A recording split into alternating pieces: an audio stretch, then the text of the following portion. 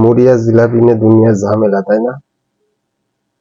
মানে প্রতিবার রোজা আসলেই মুড়ি, জিলাপি, বুন্দিয়া, বাঙ্গি এসব নিয়ে তোমাদের ঝামেলা শুরু হয়ে যায়। মানে কথা হচ্ছে মুড়ি আর জিলাপি একসাথে খাওয়া যাবে না। কেন ভাই? মুড়ি জিলাপি একসাথে খেলে তোমার সমস্যা কি? আমি মুড়ির সাথে জিলাপি খাবো, বুন্দিয়া খাবো, তারপর কি আনারস খাবো, বাঙ্গি খাবো, তোমার সমস্যা কি? তোমাদের জিলাপির সাথে মুড়ি ভাল লাগে না, সুদা মুড়ি খাও, খালি খালি মুড়ি খাও, বুঝছো?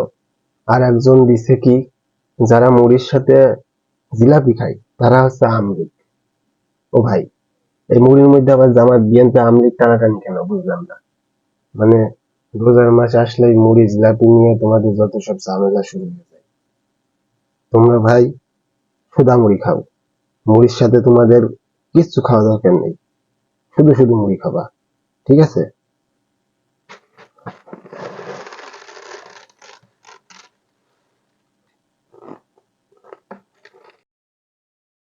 আমি খাই দিচ্ছিলাম কেন?